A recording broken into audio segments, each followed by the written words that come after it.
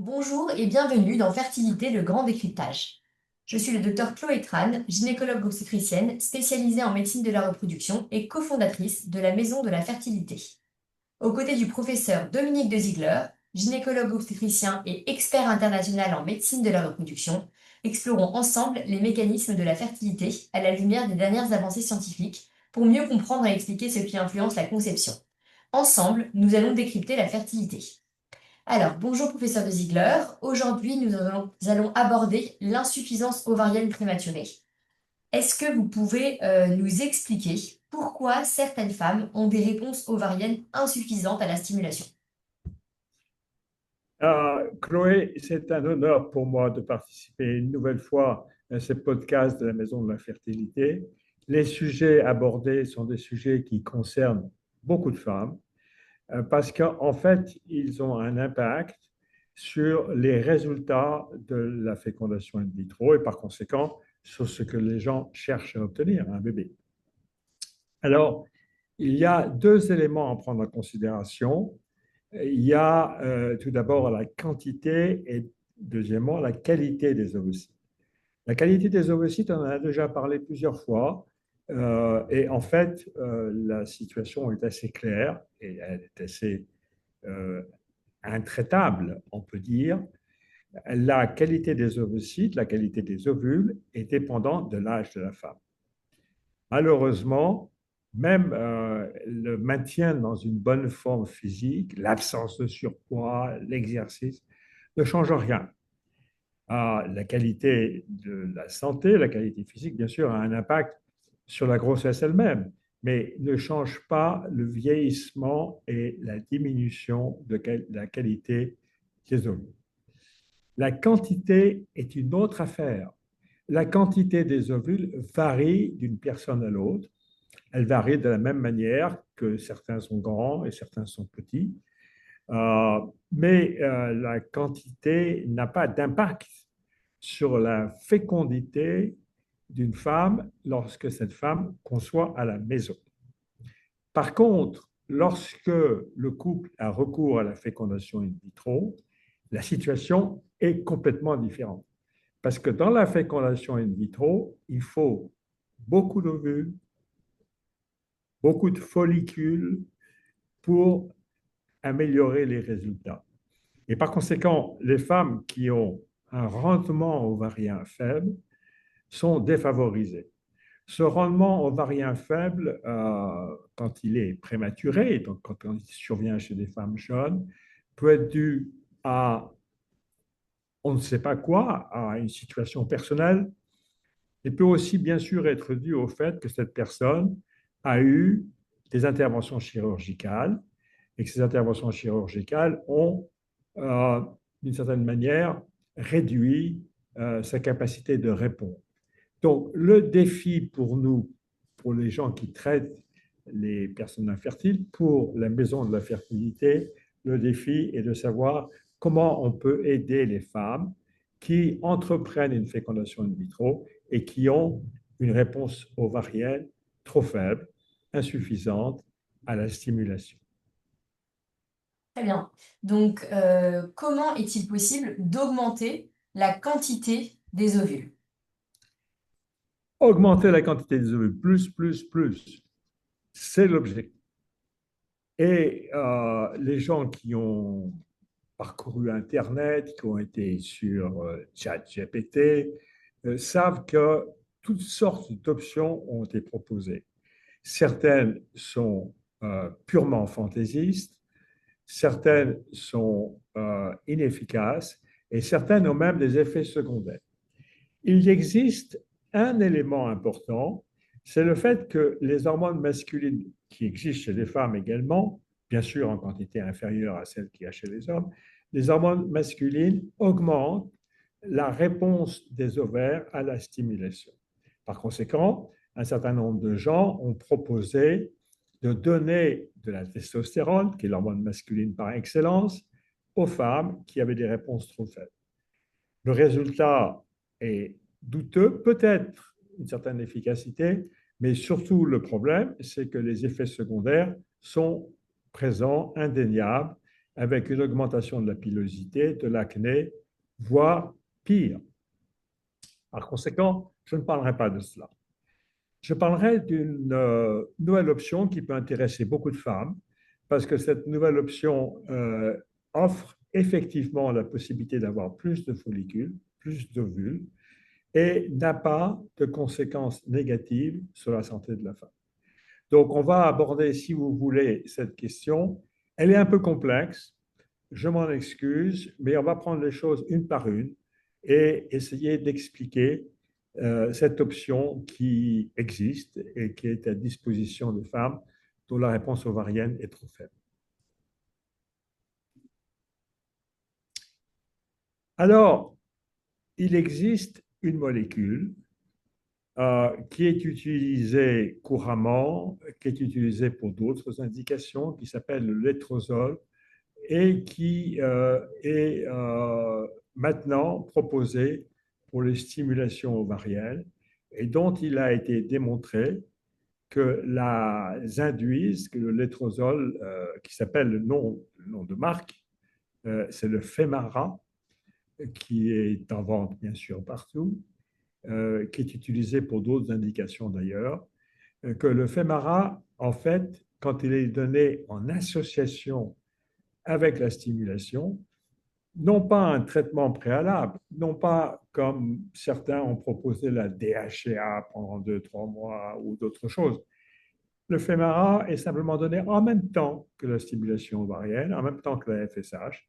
Et vous voyez ici sur les résultats qui sont publiés par cette équipe que le nombre d'ovocytes, les ovocytes qu'on appelle M2, c'est les ovocytes mûrs, les ovocytes susceptibles de se développer, est largement supérieur chez les femmes qui ont reçu ce médicament et que le nombre d'embryons de bonne qualité est également supérieur et de manière indéniablement claire. Le résultat est en faveur de ce traitement et le résultat est intéressant pour les femmes qui sont confrontées à une réponse ovarienne trop faible. Et comment ce médicament peut faire augmenter le nombre d'ovocytes ponctionnés? C'est la question. On revient sur un élément que l'on connaît depuis un certain temps, qui est celui selon lequel les hormones masculines ont un effet favorable sur la réponse de l'ovaire à la stimulation. Quand une femme fait une stimulation pour la fécondation in vitro, elle reçoit une hormone qui s'appelle la FSH. Alors, les noms de marques sont différents, Gonalef, etc. Mais essentiellement, c'est de la FSH. C'est une hormone qui est produite normalement par l'hypophyse, mais qui est donnée en dose plus forte pour augmenter le nombre d'ovocytes. Et chez les femmes chez qui la réponse est trop faible, eh bien, on a constaté, j'en ai parlé il y a quelques secondes, que les hormones masculines augmentaient la réponse. Or, il s'avère que ce médicament, le Femara, le létrozole, induit une diminution temporaire et de quelques jours seulement de l'hormone féminine œstradiol et par contre augmente pendant la stimulation des hormones masculines. Et vous voyez ça sur le diagramme ici. En rouge, c'est les femmes qui ont reçu ce médicament. Et vous voyez que les deux hormones masculines principales sont plus élevées, sans que ça ait de conséquences quelconques sur les symptômes, parce que contrairement aux autres traitements, ceci n'a lieu que pendant la durée de la stimulation et pas pendant plusieurs mois avant.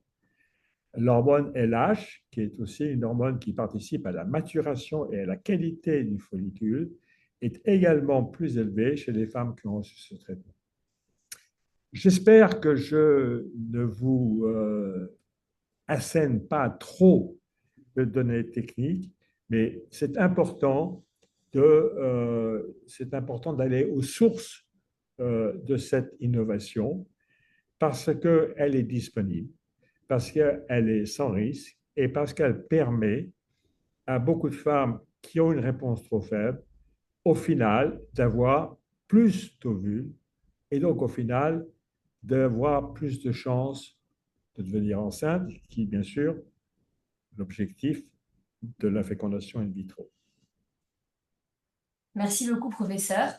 Est-ce que vous pouvez nous expliquer par quel mécanisme ce médicament, le fémara-létrozole, permet d'augmenter ce nombre d'ovocytes récupérés? C'est une excellente question. Elle revient à ce qu'on a dit, c'est que les hormones masculines qui existent chez la femme ont un effet de sensibilisation. Ils augmentent la sensibilité de la réponse de l'ovaire à l'hormone que l'on utilise pour stimuler, qui est la FSH. Quand une femme fait une stimulation ovarienne, on lui donne de la FSH. Si on donne plus, euh, on a à un moment un effet maximum et donner plus n'augmente pas la réponse. Globalement, la dose de 300 unités de FSH obtient une réponse maximum, même chez les femmes chez qui la réponse est faible. Donc, par conséquent, ce n'est pas sur la quantité de FSH qu'il faut agir, ce n'est pas sur la quantité de FSH que cette option intervient, c'est par une augmentation de la sensibilité de l'ovaire à la FSH. Et cette augmentation a lieu grâce à une élévation très temporaire, mais réelle, des hormones masculines. Et vous allez voir qu'au final, on a, chez les femmes qui reçoivent ce traitement, sans effet secondaire, des réponses qui sont meilleures. Alors, qu'est-ce qu'il en est? L'administration de létrozole, le Femara, pendant la stimulation ovarienne, modifie l'environnement hormonal. Et chez ces femmes qui ont des réponses trop faibles, que la réponse soit trop faible pour des raisons personnelles, parce que certaines femmes sont comme ça, comme on a dit, certaines sont grandes et certaines sont petites, la létrozole augmente la réponse. Encore une fois, la qualité des ovocytes, la qualité des ovules n'est pas changée. Mais le rendement de la fécondation in vitro augmente si on obtient plus d'ovules. Donc, par conséquent, la femme qui a que 3 ovules et qui reçoit ce traitement et qui va en avoir 6 ou 7 a des chances de grossesse qui sont améliorées. Et cet effet est obtenu de manière très simple par la prise d'un médicament qui est un comprimé oral. En fait, on prend 2 comprimés par jour pendant 7 jours, pendant les 7 premiers jours de la stimulation, et on obtient maintenant un nombre d'ovules qui est augmenté. Nous l'utilisons régulièrement. Nous sommes contents. Bien sûr, il n'y a pas de miracle. Il n'y a pas de miracle en médecine, ni ailleurs non plus d'ailleurs.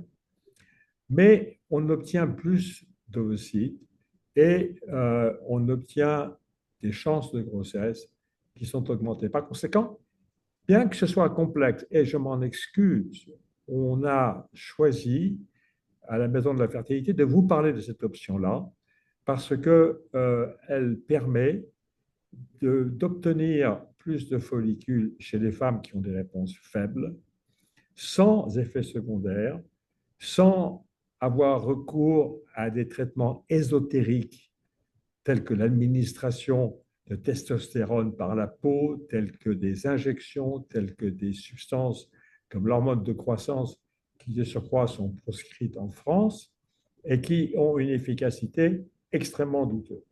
On a là affaire à une solution qui permet d'obtenir plus de follicules et au final, qui permet donc d'augmenter les chances d'avoir le bébé désiré. Merci beaucoup, professeur, pour cette présentation extrêmement intéressante et très innovante dans la prise en charge des patientes qui ont une faible réponse ovarienne à la stimulation. Et à très vite pour un prochain épisode. Merci beaucoup. C'est un plaisir pour moi de partager cette information, de faire en sorte que les femmes soient au courant qu'au besoin, elles demandent ces traitements-là et que, surtout, au final, leur tentative de fécondation in vitro se solde par un succès. À bientôt, professeur. Merci. Merci.